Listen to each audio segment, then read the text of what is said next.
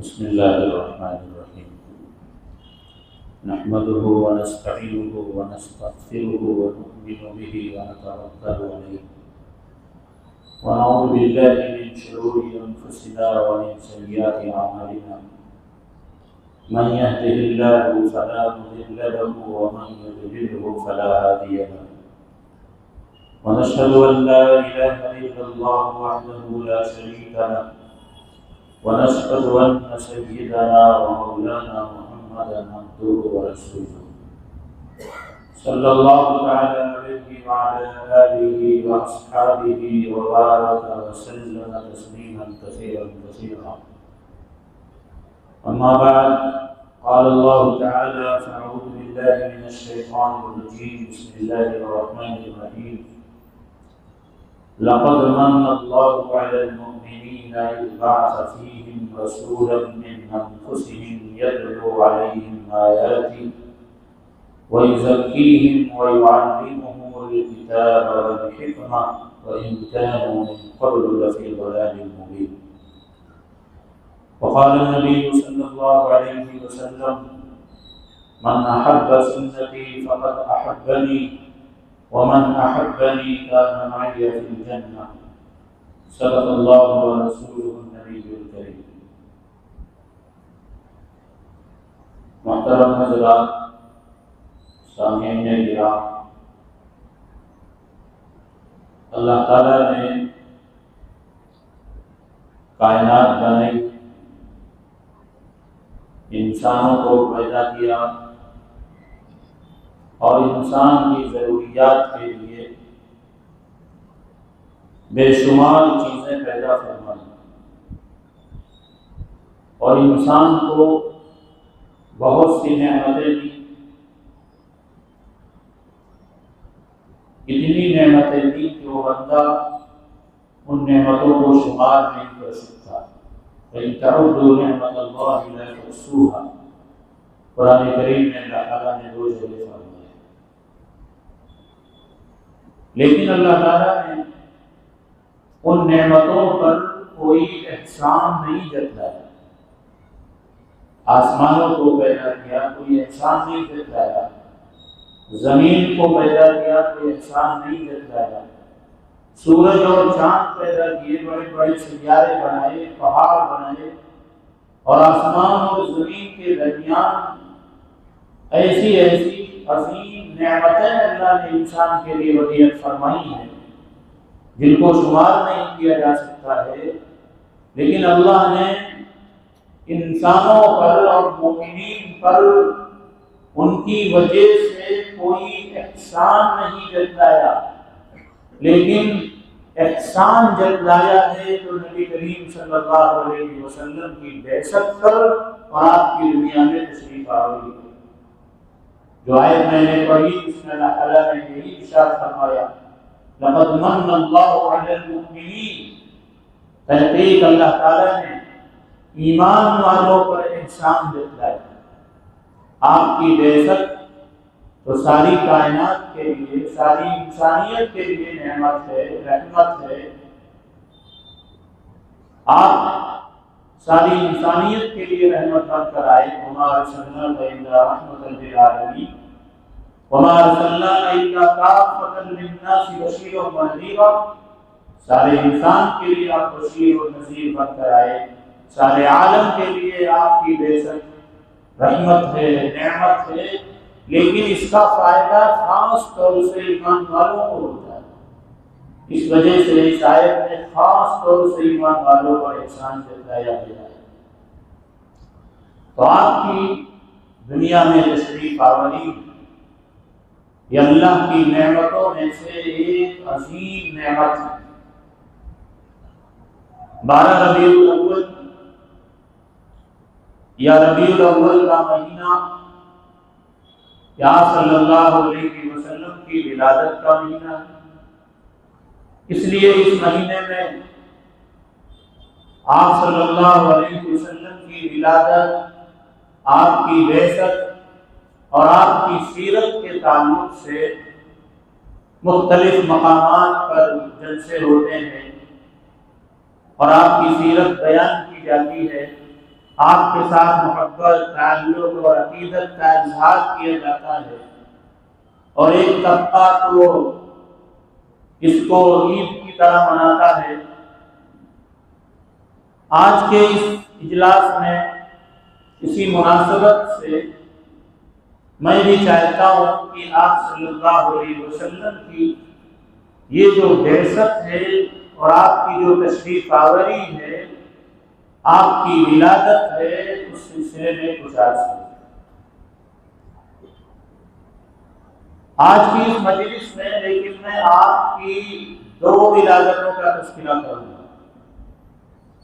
یہ سن کر آپ کو کچھ حیرت ضرور ہوگی کہ ولادت تو ایک ہوتی ہے، پیدائش تو ایک ہوتی ہے، لیکن جب میری گزارشات آپ سنیں گے تو آپ کو معلوم ہوگا کہ آپ صلی اللہ علیہ وسلم کی 2 ولادتیں۔ ایک ولادت جسمانی ہے جو 8 ربیع الاول یا 9 ربیع الاول یا 12 ربیع الاول کو علی اختلاف الاقوال ہوئی۔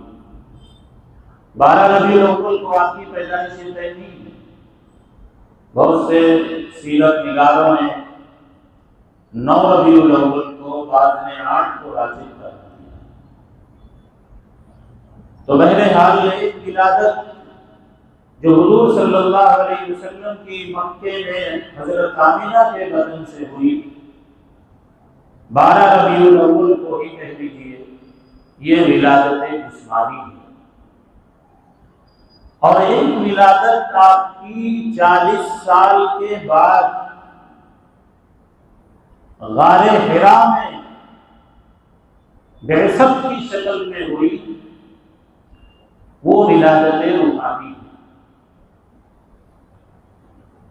ایک ولادت محمد بن عبداللہ کی حیثیت سے ہوئی اور دوسری ولادت محمد رسول اللہ کی حیثیت سے ہوئی۔ دونوں ولادتوں کا تذکرہ کرنا ہمارے لیے عبادت ہے، ثواب ہے۔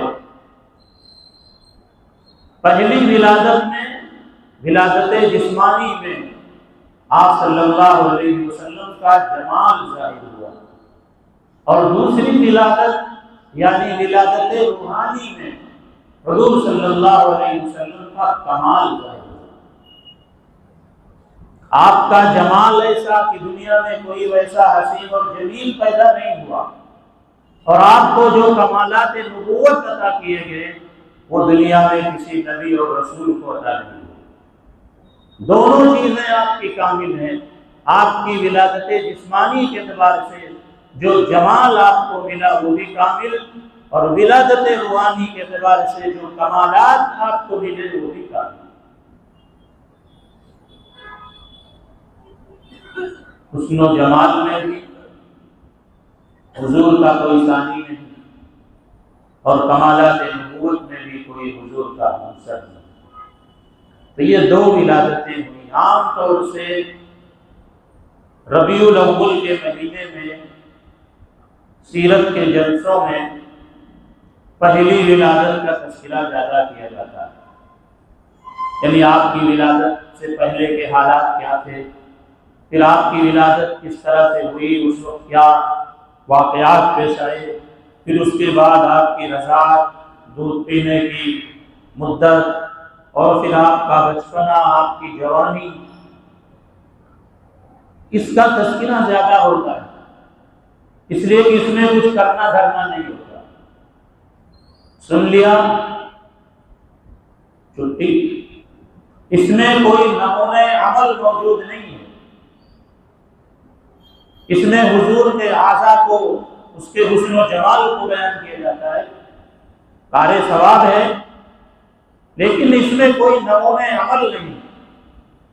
حضور کا قد ایسا تھا، حضور کی آنکھیں ایسی تھی، حضور کے ہاتھ ایسے تھے، حضور کی رنگت ایسی تھی، ایک ایک عضو کی محدثین نے تفصیل بیان کی ہے۔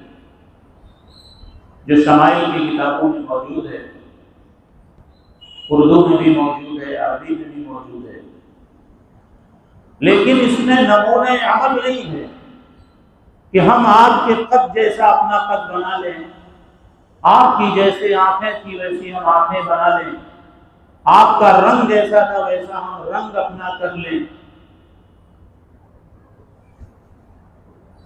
ہاں، اس کا تذکرہ کرنا، اس کا ذکر کرنا، اس کا بیان کرنا، یہ بہت بڑا کاریہ ثواب ہے۔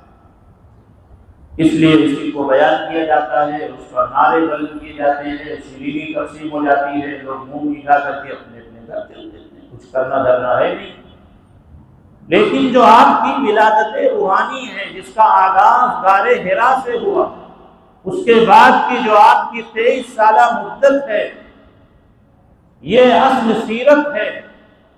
اور 23 سالہ دور میں جو بھی قرآن نازل ہوا، جو احکامات نازل ہوئے، وہ سب اصل سیرت اور آپ کی اصل ولادت ہے۔ اس میں ذمہ داریاں عائد ہوتی ہیں، اس میں یہ تذکرہ کیا جاتا ہے کہ حضور کی نماز ایسی تھی، حضور کے روزے ایسے تھے، حضور کی زکوٰۃ ایسی تھی، حضور کا حج ایسا تھا، حضور کے اخلاق ایسے تھے، حضور کی معاشرت ایسی تھی، حضور کے معاملات ایسے تھے، حضور کا تعلق اپنی بیویوں کے ساتھ ایسا تھا، پڑوسیوں کے ساتھ اس طرح تھا، اور لوگوں کے ساتھ اس طرح تھا، جانوروں کے ساتھ اس طرح تھا۔ غرضے کی لمبی تفصیل ہے، اس میں لوگوں پر ذمہ داریاں عائد ہوتی ہیں۔ تو جو بھی تذکرہ کیا جائے اس 23 سالہ دور میں نازل ہونے والے احکامات کا، آپ کے اخلاق کا، آپ کی عادات کا، آپ کے اطوار کا، آپ کے طریقوں کا، آپ کی سنتوں کا، آپ کی معاشرت اور معاملات کا، وہ سب سیرت ہے۔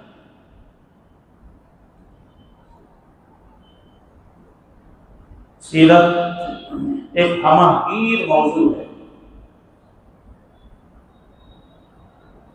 تو میں یہ عرض کر رہا تھا کہ ایک طرف حضور کی ولادت جسمانی ہے جس میں آپ کا جمال ظاہر ہوا، ایک طرف ولادت روحانی ہے جس میں آپ کا کمال ظاہر ہوا۔ جمال کے اعتبار سے بھی آپ کا کوئی ثانی نہیں ہے، میں دونوں ولادتوں پر تھوڑی سی روشنی ڈالنا چاہتا ہوں۔ جمال کے اعتبار سے حضور صلی اللہ علیہ وسلم کا حسن و جمال دیکھیے۔ حضرت ابو ہریرہ رضی اللہ تعالیٰ عنہ فرماتے ہیں کہ ایک مرتبہ چاندنی رات تھی، 14ویں رات کا چاند چمک رہا تھا، اس کی روشنی میں ہم بیٹھے تھے، آپ صلی اللہ علیہ وسلم بھی تشریف فرما تھے، آپ کا چہرہ بھی جگمگا رہا تھا۔ کبھی میں آپ کے چہرے کو دیکھتا تھا، کبھی چاند کی روشنی کو دیکھتا تھا، بار بار میں موازنہ کرتا تھا کہ آیا چاند زیادہ حسین ہے یا حضور کا چہرہ زیادہ حسین ہے۔ بار بار دیکھنے کے بعد مجھے یہ فیصلہ کرنا پڑا کہ جو حسن و جمال چہرے انور میں ہے وہ چاند کے اندر نہیں۔ حضرت عائشہ رضی اللہ تعالیٰ عنہا کا ایک قول ہے، لیکن اس سے پہلے حضرت یوسف علیہ السلام کا حسن بھی ہمیں سمجھنا پڑے گا۔ حضرت یوسف علیہ السلام کے بارے میں آتا ہے کہ شطر الحسن، ان کو دنیا کا آدھا حسن دیا گیا تھا، یعنی حسن کی تقسیم اللہ نے اس طرح فرمائی کہ آدھا حسن حضرت یوسف کو دے دیا اور آدھے حسن میں دنیا کے تمام حسینوں کو حسن تقسیم کیا گیا۔ آپ اندازہ لگائیں حضرت یوسف علیہ السلام کیسے حسین ہوں۔ ان کا تذکرہ اللہ تعالیٰ نے قرآن کریم میں کیا، کوئی سورت نازل فرمائی سورہ یوسف، اور ان کے حسن پر کس طرح سے زلیخا فریفتہ ہوئی جن کے گھر میں وہ رہتے تھے۔ ایک لمبا واقعہ ہے، غلام بن کر عزیز مصر نے اپنے گھر میں رکھا، ان کی بیوی زلیخا ان پر عاشق ہو گئی اور گناہ کی دعوت دی۔ اور عشق و محبت ایک ایسی چیز ہے جو کبھی چھپتی نہیں، کتنا بھی چھپ چھپا کر لوگ کام کریں لیکن کبھی نہ کبھی وہ لیک ہو جاتا ہے۔ حضرت زلیخا کے گھر میں کوئی نہیں تھا، زلیخا تھی، حضرت یوسف تھے، عزیز سے باہر رہتے تھے، کبھی آتے تھے، لیکن دونوں نے جو زلیخا کا جو عشق حضرت یوسف کے ساتھ تھا وہ باہر کیسے لیک ہو گیا۔ گھر میں کچھ کام کرنے والی بھی آتی ہے، ہو سکتا ہے ان کی وجہ سے ہو گیا ہو۔ جب باہر یہ چیز اوپن ہو گئی تو جو مصر کی بیگمات تھی وہ زلیخا کو تانا دینے لگی۔ زلیخا بھی کوئی عورت ہے، اتنے بڑے گھرانے کی ہے، عزیز مصر کی بیوی ہے، اور وہ اپنے نوکر ہی پہ عاشق ہو گئی۔ اور عورتیں کس طرح منہ پہ ہاتھ رکھ رکھ کے کانا پھوسی کرتی ہیں اور باتیں پھیلاتی ہیں، آپ جانتے ہیں۔ تو مصر کی عورتوں میں یہ بات پھیل گئی کہ ارے بہن تو سنا آپ نے ایک عجوبہ کیا، ارے وہ زلیخا ہے نا، زلیخا اپنے نوکر ہی پہ عاشق ہو گئی۔ اچھا، اس طرح سے باتیں پھیل گئی، زلیخا کے کان تک بات پہنچی تو اس نے تمام بیگمات کی اور مصر کی عورتوں کی پارٹی کی، ذرا میرے گھر آؤ۔ وہاں کی تہذیب کے مطابق دسترخوان لگایا گیا، پھل فروٹ رکھ دیے گئے۔ فلما سمعت بمكرهن ارسلت اليهن واعتدت لهن متكئا۔ ٹیک لگا کر کھانے کا نظام تھا، ٹیک لگا کر بیٹھنے کا انتظام کر کے دسترخوان، اور وہاں ہر دسترخوان پہ سب کے آگے چھریاں رکھ دی گئی، اس سے پھل کاٹ کر کھانے کا رواج تھا۔ جب وہ بیگمات چھری سے پھل فروٹ کاٹ کے کھانے لگی، یوسف کو کسی کمرے میں چھپا دیا تھا پہلے، عین اس موقع پر جب وہ پھلوں کو کاٹ رہی تھی کہا کہ یوسف ادھر آ جاؤ۔ وقالت اخرج علیہم فلما رأینہ اکبرنہ وقطعن ایدیہم۔ جب اچانک ان بیگمات نے یوسف کا چہرہ دیکھا تو حواس باختہ رہی، ادھر ٹکٹکی باندھ کر دیکھتی تو دیکھتی ہی رہ گئی، ادھر ان کے ہاتھ چل رہے تھے، انہوں نے پھلوں کے بجائے اپنی انگلیاں کاٹی۔ قلنا حاشا للہ ما ھذا بشرا ان ھذا الا ملک کریم۔ بڑا تعجب ہے، یہ تو کوئی فرشتہ معلوم ہوتا ہے، تو انسان ہے ہی۔ اب جب زلیخا نے دیکھا کہ ان کی انگلیوں سے خون بہ رہا ہے، انہوں نے چہرہ دیکھ کر یوسف کا اپنے ہاتھ کاٹ لیے، اپنی انگلیاں کاٹ لی، تب کہا قالت فذلکن الذی لمتننی فیہ۔ کہا یہی ہے وہ جس کے بارے میں تم مجھ پر ملامت کر رہی تھی، تم نے ایک لمحے کے لیے اس کو دیکھا، اپنے ہاتھ کاٹ لیے، مجھ سے پوچھو یہ 24 گھنٹے میرے گھر میں رہتا ہے، میرے دل کی کیا حالت ہونی چاہیے۔ اب ساری عورتیں اس کے فیور میں ہو گئی، سفارش کرنے لگی گناہ کی یوسف سے۔ میرے حال آگے کا واقعہ آپ پڑھ سکتے ہیں قرآن میں، یہ ایک تمہید ہے۔ میں حضرت عائشہ رضی اللہ تعالیٰ عنہ کا یہ قول عرض کرنا چاہتا ہوں، نقل کرنا چاہتا ہوں۔ حضرت عائشہ رضی اللہ تعالیٰ عنہ نے فرمایا کہ مصر کی بیگمات نے یوسف علیہ السلام کو ایک لمحے کے لیے دیکھا تھا، وہ اپنے ہاتھ کاٹ لیے تھے۔ اگر وہ میرے محبوب کو دیکھ لیتی تو اپنے دل کاٹ لیتی۔ حضور کا حسن ایسا تھا، جمال کے اعتبار سے بھی آپ کا کوئی ثانی نہیں، اور کمال کے اعتبار سے بھی آپ کا کوئی ثانی نہیں ہے۔ جمال ایسا، حضرت حسان بن ثابت رضی اللہ تعالیٰ عنہ بہت ہی جامع شعر کہا ہے، وَأَحْسَنَ مِنْكَ لَمْ تَرَ قَطُّ عَيْنِي وَأَحْسَنَ مِنْكَ لَمْ تَلِدِ النِّسَاءُ خُلِقْتَ مُبَرَّأً مِنْ كُلِّ عَيْبٍ كَأَنَّكَ خُلِقْتَ كَمَا تَشَاءُ۔ آپ جیسا حسین کسی آنکھ نے دیکھا نہیں، آپ جیسا حسین کسی عورت نے جنا نہیں، آپ تمام عیوب سے پاک اور صاف پیدا ہوئے، گویا کہ جیسا آپ چاہ رہے تھے ویسا اللہ نے آپ کو بنا دیا۔ آپ صلی اللہ علیہ وسلم کی روحانی ولادت 40 سال کے بعد ہوئی، یعنی آپ کو نبوت کے منصب پر فائز کیا گیا۔ اس کے بعد کی جو 23 سالہ زندگی ہے، وہ 23 سالہ زندگی ہمارے لیے نمونۂ عمل ہے۔ قرآن میں اسی کے متعلق کہا لقد کان لکم فی رسول اللہ اسوۃ حسنہ، تمہارے لیے رسول اللہ صلی اللہ علیہ وسلم کی یہ زندگی آئیڈیل ہے اور نمونہ۔ آج دنیا میں کسی مذہب کے پاس کوئی نمونہ موجود نہیں ہے۔ ان کے یہاں بچے کی پیدائش ہو کیسے کیا عمل کرنا چاہیے، موت میت ہو کس طرح کرنا چاہیے، شادی بیاہ ہو کس طرح عمل کرنا چاہیے، کوئی نمونہ ان کے پاس نہیں ہے۔ وہ سب رسوم اور رواج ہیں جن میں وہ جکڑے ہوئے ہیں۔ لیکن ہمارے پاس پیدائش سے لے کر موت تک زندگی میں جتنے بھی اتار چڑھاؤ ہیں، زندگی میں جیسے بھی حالات پیش آئیں، ان سب کے لیے ہمارے پاس آپ صلی اللہ علیہ وسلم کی شکل میں نمونہ اور آئیڈیل موجود ہے۔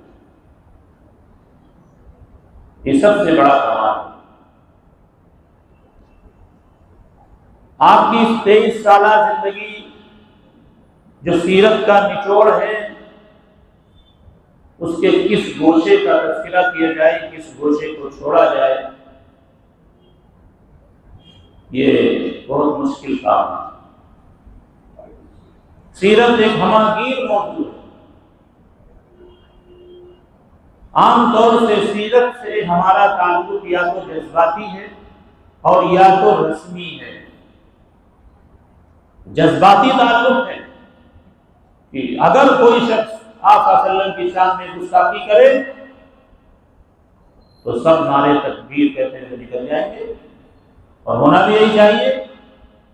نبی سے محبت کرنے والا کبھی بھی نبی کی شان میں گستاخی برداشت نہیں کر سکتا، اپنی جان دے سکتا ہے لیکن نبی کی شان میں گستاخی برداشت نہیں کر سکتا۔ لیکن صرف جذباتی تعلق بھی کافی نہیں ہے۔ اسی طرح یا تو سیرت سے ہمارا تعلق رسمی ہے، چند رسوم و رواج کر لیے اور یہ سمجھ لیا کہ حضور سے محبت کا حق ہم نے ادا کر دیا، حضور کی سیرت کا حق ادا کر دیا۔ رسمی تعلق اکثر لوگوں کا، عوام کا، غیر پڑھے لکھے لوگوں کا زیادہ ہے۔ جیسا کہ آپ دیکھ رہے ہیں ربیع الاول کے مہینے میں کیا ہو رہا ہے،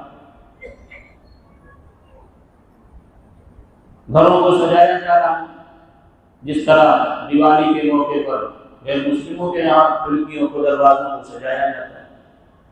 ایک بار دیوالی اور ربیع الاول دونوں ساتھ میں تھا، فرق ہی نہیں تھا کہ مسلمان کا گھر ہے یا غیر مسلم کا گھر ہے، سب کے یہاں کمکمے جل رہے،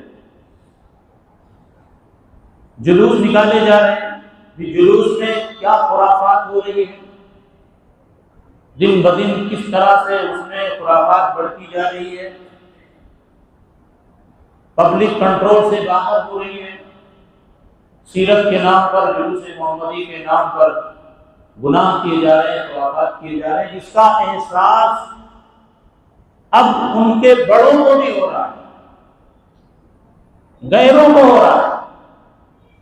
اپنے لوگوں نے بھی ویڈیو دیکھی ہوگی، ایک پولیس والا سمجھا رہا ہے کہ بھائی غیر مسلم اپنے گنپتی لے جا کر ناچے گائیں، ڈانس کریں، ڈی جے بجائیں، ان کا دھارمک مذہب ہے، ان کی دھارمک چیز ہے، ان کا مذہب ہے، لیکن تم لوگ کیوں ناچتے گاتے ہو، ڈانس کرتے ہو، ڈی جے بجاتے ہو؟ وہ کسی میٹنگ میں مسلمانوں کو سمجھا رہا ہے، وہ بھی یہ سمجھ رہا ہے کہ ان کے دھرم میں گانا بجانا نہیں ہے، ناچنا گانا نہیں ہے۔ پانی سر سے اونچا ہو چکا ہے، پبلک کو، غیر پڑھے لکھے نوجوان کو، جو ٹپوری قسم کے لوگ، ان کو اسی میں تو مزہ آتا ہے۔ ہو ہا کرنے میں لگا۔ آج وہ بھی یہ کہنے پر مجبور ہیں، ان کے علماء بھی یہ کہہ رہے ہیں، کنٹرول کرنا چاہ رہے ہیں، لیکن کنٹرول نہیں ہو پائے۔ جب وقت تھا تب چھوڑ دیا۔ آج وہ بھی کہہ رہے ہیں کہ نبی کی آمد مرحبا، اصل گائے۔ وہ تقریر کر رہے ہیں نبی کی آمد مرحبا، مغرب گائے۔ یہی ہے جلوس محمد۔ لیکن ان کی آواز اب صدائے بازگشت ہی ہوگی۔ تو یہ رسمی تعلق ہے۔ دین اسلام اور سیرت نبوی یہ رسم و رواج کا نام نہیں ہے، نہ اس سے ہمارا رسمی تعلق ہو، نہ اس سے ہمارا صرف جذباتی تعلق ہو۔ سیرت سے ہمارا تعلق عملی تعلق ہے۔ صرف ربیع الاول کے مہینے میں سیرت کا تذکرہ کر لینا، آپ کی ولادت باسعادت کا تذکرہ کر لینا اور سیرت کے نام پر کچھ رسم و رواج کر لینا، یہ سیرت سے اصل تعلق نہیں ہے اور نبی سے محبت کا اظہار نہیں ہے۔ نبی سے محبت اور سیرت سے تعلق زندگی کے ہر لمحے میں ہر وقت ہونا چاہیے۔ صحابہ کرام کی یہی شان ہے۔ وہ بیٹھ کر صرف سیرت کی باتیں نہیں کرتے تھے، وہ ایک دو مہینے میں یا گھنٹے میں یا کسی وقت میں سیرت کی باتیں نہیں کرتے تھے۔ ان کا 24 گھنٹہ، ان کی پوری زندگی اور سر کے بال سے پیر کے ناخن تک ہر چیز سیرت کے رنگ میں رنگی ہوتی ہے۔ حضور صلی اللہ علیہ وسلم ہمارے لیے نمونہ بن کر آئے، آئیڈیل بن کر آئے۔ ہمیں نبی سے محبت ہے، نبی سے تعلق ہے، اس کا اظہار آپ کی سنتوں پر، آپ کے طریقوں پر عمل کرنے کی وجہ سے ہوگا۔ بس یہی سیرت کا خلاصہ۔ ہمارا ہر عمل رسول اللہ صلی اللہ علیہ وسلم کی سنت اور طریقے کے مطابق ہو جائے گا۔ اس احساس کے ساتھ ہمیں زندگی گزارنا ہے کہ ہماری زندگی کا ہر پل اور ہر لمحہ نبی کی سنت اور نبی کے طریقے کے مطابق گزرے۔ جو حدیث میں نے پڑھی اس میں آپ صلی اللہ علیہ وسلم نے یہی فرمایا، من احب سنتی فقد احبنی ومن احبنی کان معی فی الجنہ، کہ جس نے میری سنت اور میرے طریقے سے محبت کی اس نے مجھ سے محبت کی، اور جس نے مجھ سے محبت کی وہ جنت میں جائے گا۔ حضور نے یہی فرمایا تھا، ترکت فیکم امرین لن تضلوا ما تمسکتم بہما کتاب اللہ و سنت نبی، میں نے دو چیزیں تمہارے اندر چھوڑی ہیں، تم جب تک اس کو مضبوطی سے پکڑے رہو گے کبھی بھی گمراہ نہیں ہوگے۔ وہ ہے اللہ کی کتاب، نبی کی سنت۔ اس لیے آپ کی سنت کو زندہ کریے، آپ کے طریقوں کو زندہ کریے۔ ہمارے گھروں میں، ہماری معاشرت میں، ہمارے معاملات میں، ہمارے اخلاق میں نبی صلی اللہ علیہ وسلم کا طریقہ ہے، آپ کی سنت ہے۔ آج مسلمانوں کا ایک بڑا طبقہ، پڑھا لکھا طبقہ مغربی تہذیب کا عادی ہو رہا ہے، اسلامی تہذیب سے اسے نفرت ہو رہی ہے۔ ہم اپنے گھروں کا جائزہ لیں،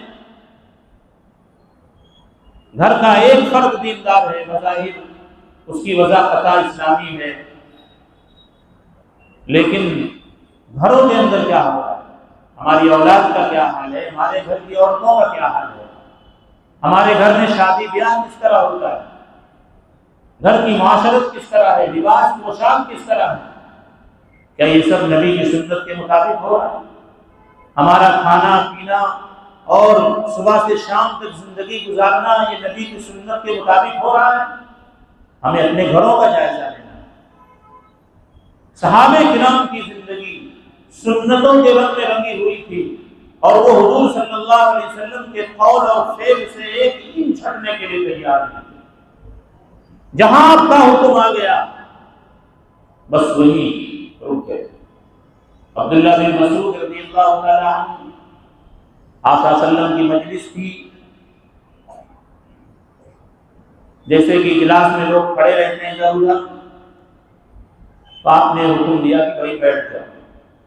عبداللہ بن مسعود رضی اللہ عنہ باہر سے آ رہے تھے، ابھی اندر نہیں پہنچے تھے، حضور کی یہ آواز آئی بیٹھ جاؤ، وہ راستے ہی میں مسجد کے باہر ہی بیٹھ گئے۔ ان سے کہا گیا کہ یہ حکم تو آپ کے لیے نہیں تھا، یہ تو لوگ جب مسجد میں کھڑے تھے ان کے لیے تھا۔ کہا کہ حضور کا یہ فرمان کانوں سے ٹکرا جائے کہ بیٹھ جاؤ، چاہے جس کے لیے ہو، عبداللہ بن مسعود کھڑا رہے، اس کی مجال نہیں۔ عبداللہ بن عمر رضی اللہ تعالی عنہ سنت کے ایسے شہدائی تھے۔ ایک مرتبہ مدینے سے مکہ آ رہے تھے، راستے میں ایک جگہ لوگوں کو روک کر ایک کنارے گئے، ایک پیڑ کے نیچے، اور اس طرح بیٹھے جیسے قضائے حاجت کے لیے کوئی بیٹھتا ہے، فارغ نہیں ہوئے، بس بیٹھ کر چلے آئے۔ لوگوں نے پوچھا یہ کیا آپ نے کیا؟ آپ نے کوئی ضرورت بھی پوری نہیں کی، صرف بیٹھ کر چلے آئے۔ کہا کہ مجھے معلوم ہے حضور صلی اللہ علیہ وسلم ایک مرتبہ یہاں سے گزر رہے تھے ہمارے ساتھ، آپ نے وہاں قضائے حاجت کی تھی، اس لیے میں نے آپ کے طریقے پر وہ طریقہ اختیار کیا، اس کے لیے گئے تھا۔ ایسے شہدائی۔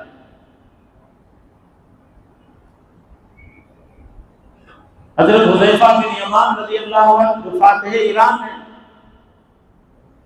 ان کو جب کسریٰ کے دربار میں بلایا گیا مذاکرات کے لیے، تو بڑی شان شوکت کے ساتھ ان کو بلایا گیا تھا، لیکن وہ دنیا کی شان شوکت چمک دمک سے کنارہ کش ہو کر اس سے اعراض کرتے ہوئے کسریٰ کے دربار میں پہنچے۔ سپر طاقت کی تہذیب تمدن سے الگ تھا، کھانے پینے کا طریقہ سب الگ تھا،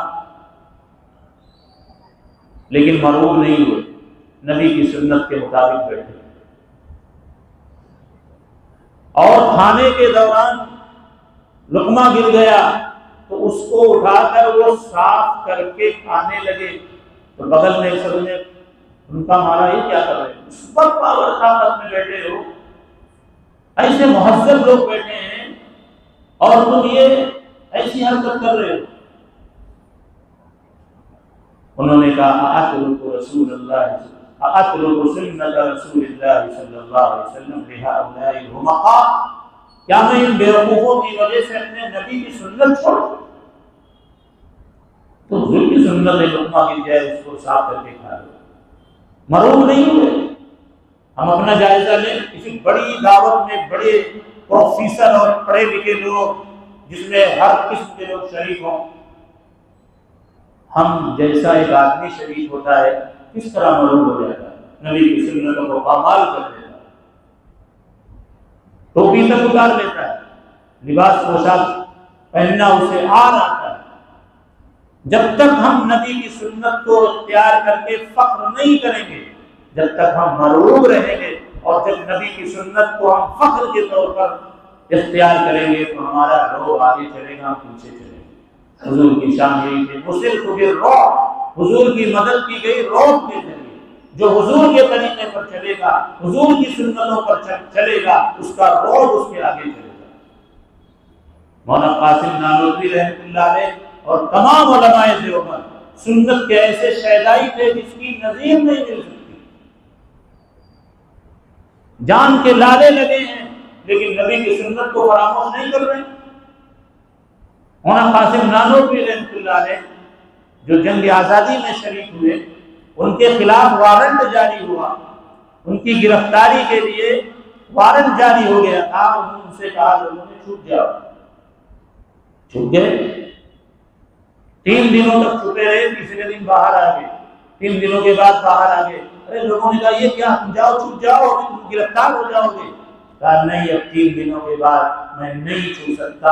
حضور جب ہجرت فرما رہے تھے تو غار ثور میں آپ نے صرف 3 دن قیام کیا تھا، آپ چھپے تھے، میں نبی کی سنت کے خلاف نہیں کر سکتا، بولے تو گرفتار۔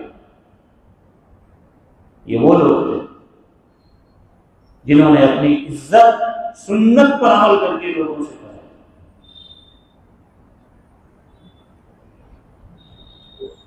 علماء دیوبند میں سے ہر ایک کی یہ شان ہے، آپ ان کی سوانح حیات پڑھو گے ایک سے ایک واقعات نظر آئیں۔ اور بزرگان دین کی بزرگی کا معیار بھی سنت ہے، جو جتنا بڑا سنت کا پابند ہوگا اتنا بڑا بزرگ ہوگا۔ کرامتوں کا ظاہر ہونا یہ بزرگی کی علامت نہیں ہے۔ حضرت جنید بغدادی رحمۃ اللہ علیہ کے یہاں ایک شخص آیا، 9-10 سال تک رہا، اس کے بعد کہا میں جا رہا ہوں، تو اس کے اعراض سے جنید بغدادی رحمۃ اللہ علیہ سمجھ گئے کہ اس کو لگتا ہے کچھ یہاں ملا نہیں۔ کہا کیوں جا رہے ہو؟ کہا کوئی کرامت ورامت دکھی نہیں، 9-10 سال سے میں یہاں رہتا ہوں۔ کہا کہ دیکھو تم نے 9-10 سالوں میں میرا کوئی عمل سنت کے خلاف دیکھا؟ کہا نہیں۔ کہا کہ یہ سب سے بڑی کرامت ہے، یہی سب سے بڑی کرامت ہے، جو سنت کا جتنا شیدائی ہوگا وہ وقت کا سب سے بڑا بزرگ ہوگا۔ اکابر کے یہاں تو بہت زیادہ اہتمام ہوتا تھا۔ مجدد الف ثانی رحمۃ اللہ علیہ، جو 100 سال پر ایک مجدد پیدا ہوتا ہے، تو مجدد الف ثانی شیخ احمد سرہندی رحمۃ اللہ علیہ کے بڑے کارنامے ہیں۔ دانت میں درد تھا، کسی مرید سے کہا لونگ لے، دانت کے درد میں لونگ کام کرتا ہے، تو وہ 2 یا 4 لے کر آیا۔ اب دیکھیے دانت میں درد ہے، لونگ لا رہا ہے، لیکن انہوں نے کہا کہ دیکھو اس کو یہ بھی پتا نہیں ہے، ان اللہ وتر یحب الوتر، اللہ طاق ہے، طاق ادب کو پسند کرتا ہے، طاق ادب لانا چاہیے۔ اسی لیے حضور صلی اللہ علیہ وسلم بھی طاق کو پسند کرتے تھے۔ وہ حدیث بھی موجود ہے، عید الفطر کے موقع پر آپ جب نماز کے لیے آتے تھے تو طاق ادب کھجوریں کھا کر آتے تھے، طاق کا سرات، طاق کی سرات، تو اتنی باریک باریک چیزوں کا ریاض کرتے تھے۔ حضرت عثمان غنی رضی اللہ تعالیٰ عنہ صلح حدیبیہ کے موقع پر مذاکرات کے لیے مکہ مکرمہ گئے۔ حضرت عثمان غنی رضی اللہ عنہ کے وہاں رشتے دار تھے، ایک اعتبار سے ان کو امن حاصل تھا، اطمینان حاصل تھا، اس لیے ان کو بھیجا گیا تھا۔ ان کے رشتے دار لے کر جا رہے تھے، ان کا پاجامہ ٹکنے سے اوپر تھا، اور عربوں کا مزاج تھا فخر اور غرور کے طور پر ٹخنوں سے نیچے لنگی پاجامہ پہننا۔ بڑا سردار جو ہوتا تھا جتنا بڑا اتنا اس کا پاجامہ اور اس کی لنگی نیچے ہوتی۔ تو راستے میں جو حضرت عثمان غنی رضی اللہ عنہ کو لے کر جا رہے تھے، انہوں نے کہا کہ اپنا پاجامہ تھوڑا سا نیچے کر لو۔ حضرت عثمان نے کہا ہاکذا عزرت صاحب رسول اللہ صلی اللہ علیہ وسلم، ایسا نہیں ہو سکتا، چلنا ہو چلو، لے چلنا ہو لے چلو، نہیں تو مت لے جاؤ۔ یہ ازار، یہ لنگی، یہ پاجامہ ٹکنے سے نیچے نہیں جا سکتا۔ ہمارے رسول صلی اللہ علیہ وسلم کا پاجامہ کی لنگی ایسی، آپ نے تعلیم بھی دی، مردوں کا پاجامہ، مردوں کی پینٹ، مردوں کی لنگی ٹخنوں سے اوپر۔ ضروری نہیں ہے کہ آپ پنڈلی تک اٹھا لیں، ہے اتنی صلاحیت طاقت پنڈلی تک افضل ہے، لیکن کم سے کم ٹخنے تک رہنا چاہیے، ٹخنا کھلا رہنا چاہیے، چاہے نماز میں ہو چاہے نماز سے باہر ہو۔ اگر کوئی تکبر کے طور پر کرتا ہے نیچے تو حرام ہے، فیشن کے طور پر کرتا ہے تو تھوڑا سا اور نیچے آ کر مکروہ، لیکن بہرحال خلاف سنت ہے۔ تو دوستو باتیں بہت ہیں، سیرت کے عنوان پر بہت سی تقریریں ہوتی ہیں، ہوتی رہیں گی قیامت تک، لیکن سیرت کا حق ادا نہیں ہوگا۔ ہمیں یہ کرنا ہے، سب سے پہلے جو میں نے عرض کیا، ہم اپنی زندگی پر نظر ڈالیں، اپنے گھر والوں کی، اپنے بیوی بچوں کی، اولاد کی کم سے کم تربیت ایسی کریں کہ سنت کی اہمیت ان کے اندر پیدا ہو۔ ان کا لباس، ان کی وضع پتہ تو اسلامی بنائیں۔ آج باپ دیندار ہے، داڑھی ٹوپی کرتا پجامے والا ہے، لیکن اس کی اولاد، اس کے گھر کی عورتوں کو دیکھ کر پتہ نہیں چلے گا کہ یہ دیندار ہے۔ ہمارا کنٹرول اپنی اولاد پر نہیں، اپنی بیوی بچوں پر نہیں ہے، اور یہ کنٹرول شروع سے کرنا پڑے گا۔ شروع سے جب آپ اس کی تربیت کریں گے سنت اور سیرت کے طریقے پر، تبھی وہ سنت اور سیرت سے آراستہ ہوگا۔ ورنہ آج دیکھیے بالوں کا فیشن کیا ہے۔ جو چیزیں حدیث میں ممنوع ہیں، شریعت میں ممنوع ہیں، اس کو فیشن بنا کر لایا جا رہا ہے۔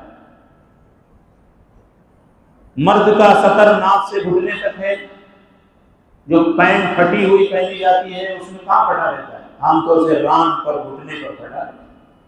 یعنی پھٹا کپڑا پہننا ایک عیب ہے۔ جب اس کو فیشن بنا دیا تو سب سے مہنگا لباس وہ، جتنے زیادہ اس میں پٹن اتنا مہنگا لباس۔ ایک شو روم میں پھٹی پینٹ ٹانگی ہوئی تھی، جب معلوم کیا گیا اس کی اتنی قیمت بتائی گئی کہ حواس بات کم ہو گیا۔ مردوں کے بال کیسے ہونے چاہیے؟ بال برابر ہونے چاہیے، چھوٹے رکھو یا بڑے۔ آپ صلی اللہ علیہ وسلم نے 3 قسم کے بال رکھے ہیں۔ آپ نے موڑے تک بھی بال رکھے، کندھے تک رکھے، گردن تک، کان تک۔ بڑا بال رکھنے کا شوق ہے، آدمی سلیقے سے رکھ سکتا ہے، لیکن آج جو فیشن آیا ہے اس کو میں پگ کٹنگ کہتا ہوں۔ یہودی کٹنگ اور پگ کٹنگ ہے۔ آپ پگ کٹ ہیئر گوگل پر سرچ کیجئے، وہ سارے بال کے نقشے آ جائیں گے جو ہمارے بچوں کے سروں پر نظر آتے ہیں۔ ایک طرف کے بالکل چھوٹے اور ایک طرف بڑے، اور عجیب عجیب کٹنگ۔ نہا رسول اللہ صلی اللہ علیہ وسلم عن القزع، حضور نے فرمایا تھا اس وقت، رسول اللہ صلی اللہ علیہ وسلم نے قزع والے بال سے منع فرمایا، قزع والی کٹنگ سے منع فرمایا۔ یہ وہی ہے، طرف کے بال مونڈ دیے جائے، چھوٹے کر دیے جائے، بالکل دوسری طرف کے بال بڑھے۔ عورتوں کے بال حضور نے فرمایا کہ وہ عورتیں جنت میں نہیں جائیں گی جو لباس پہن کر بھی ننگی ہیں، اور ان کے بال بختی اونٹ کے کوہان کی طرح ہوں، جبکہ جنت کی خوشبو بہت دور سے محسوس ہو رہی ہوگی، جنت کی خوشبو بھی وہ نہیں محسوس نہیں پائیں گے۔ لباس پہن کر برہنہ ہونا، اس کی بہت سی شکلیں ہیں۔ لباس چھوٹا ہونا، لباس تنگ ہونا، لباس باریک ہونا، آج وہ سارے لباس ہمارے گھروں میں ہیں۔ ایک دیندار آدمی اپنی بچی کے لیے لباس خریدنے جائے تو ساتھ لباس ملنا مشکل ہے۔ ہم پہنا رہے ہیں اپنے بچوں کو، اتنی چھوٹی بچی ہے، بالکل نہیں۔ آپ لڑکیوں کو لڑکیوں والا لباس پہنائیے شروع سے، مردوں بچوں والا پینٹ شرٹ نہ پہنائیں۔ بچی ہے، شروع سے آپ اس کا ذہن نہیں بنائیں گے۔ ایسی بچیوں کی مثالیں موجود ہیں جو بڑی ہونے کے بعد انہوں نے وہ لباس ترک نہیں کیا جو ماں باپ نے شروع میں پینٹ شرٹ پہنایا تھا۔ آج جو فیشن عورتوں کا ہے بال سنوارنے کا، بختی اونٹ کا کوہان، اور کوہان اونٹ کا بیچ میں ہوتا ہے اٹھا ہوا، یہ جو بالوں کو لا کر جوڑا بیچ میں قسم قسم کے طریقے سے اوپر اٹھا دیا جاتا ہے، یہ اونٹ کے کوہان کی طرح بال ہے، جس سے حضور نے منع فرمایا۔ ایک جوڑا وہ ہے جو پرانے زمانے کی عورتیں پیچھے لپیٹ دیتی تھیں، وہ اس سے منع نہیں کیا گیا، بلکہ نماز کی حالت میں وہ جوڑا باندھ دینا سنت ہے تاکہ بال ادھر ادھر نہ بکھریں، کیونکہ عورتوں کے بال بھی صدر میں داخل ہیں، اس کا چوتھائی حصہ چوٹی کا کھلا رہے گا، نماز نہیں ہوگی۔ تو بہرحال ایک مثال تھی بالوں کی وضع، قطع، لباس، پوشاک، اور یہی چیز نہیں، شادی بیاہ کے موقع پر، موت میت کے موقع پر، خوشی غمی، ہر وقت ہمیں حضور کی سنت کو سامنے رکھنا، سمجھانا ہے، شروع سے تربیت کرنی، عورتوں کا مزاج بنانا ہے، بچوں کا مزاج بنانا۔ دوسرا کام، ہم میں سے کتنے لوگ ہیں جنہوں نے آپ کی پوری سیرت کا مطالعہ کیا ہوگا، چاہے ایک پتلی کتاب ہی کی شکل میں ہو، نہیں کیا ہوگا۔ یہ طے کریں کہ ہمیں حضور صلی اللہ علیہ وسلم کی سیرت کو پڑھنا۔ 150 سے زائد کتابیں چھوٹی بڑی اس ملک کے علماء نے لکھی۔ آپ اپنے علماء سے پوچھ کر آسان سے آسان کتابیں بھی موجود ہیں، اس کو پڑھیے، اپنے گھر میں پڑھنے کا ماحول بنائیے، آپ کی سیرت کو پڑھیے۔ قسم قسم کی کتابیں ہیں اس میں، چھوٹی بڑی علمی۔ جب وہ کتابیں آپ پڑھیں گے تو حضور کی سیرت سے ہمیں اپنی زندگی میں رہنمائی ملے گی۔ حضور کی اس میں تجارت بھی ہے، حضور کی ملازمت بھی ہے، حضور کی معاشرت بھی، حضور کے اخلاق بھی۔ ہر کتاب کا رنگ الگ الگ ہے۔ اپنے گھر میں سیرت کی، سنت کی، حدیث کی تعلیم دیجیے، ورنہ ماحول ایسا کفر اور شرک کا آ رہا ہے۔ ہمارے بچے کالج میں، اسکول میں جائیں گے، جتنا آگے جائیں گے مشرکانہ ماحول ان کو ملے گا۔ ان کا ایمان کیسے محفوظ رہے گا؟ ان کا اسلام کیسے محفوظ رہے گا؟ اپنے اسلام کو، اپنے ایمان کو آیا وہ بچا سکیں گے یا نہیں، یہ فکر ہمیں ہونی چاہیے۔ یہ اسی وقت ہوگا جب ان کا تعلق سیرت اور سنت سے بچپن سے ہم قائم کریں گے۔ اس لیے خلاصہ اس اجلاس کا اور آج کے اس بیان کا یہی ہے کہ سیرت سے ہمارا تعلق رسمی نہ ہو اور صرف جذباتی نہ ہو، سیرت سے ہمارا تعلق عملی۔ اپنی عملی زندگی میں سیرت کو اتاریں، سیرت کو پڑھیں، اس کا مطالعہ کریں، اپنے گھروں میں اس کی تعلیم کریں اور سیرت اور سنت کے رنگ میں رنگ جائیں۔ اللہ تعالیٰ ہم سب کو عمل کی توفیق عطا فرمائے۔ وآخر دعوانا الحمد للہ رب العالمین۔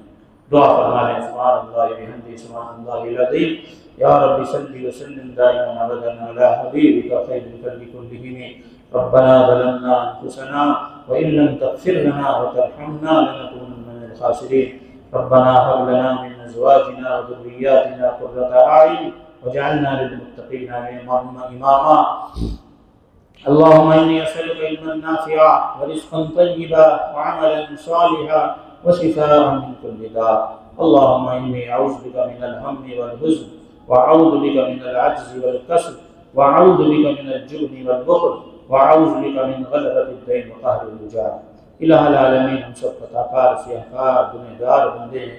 اے اللہ ہم سب کی گناہوں کو معاف فرمائیے، اللہ ہم سب کی بخشش فرمائیے، اللہ ہم سب نبی کی محبت میں جمع ہوئے ہیں، اے اللہ نبی کی سیرت اور سنت کو سننے کے لیے جمع ہوئے ہیں۔ یا اللہ اس بیٹھنے کو قبول فرما۔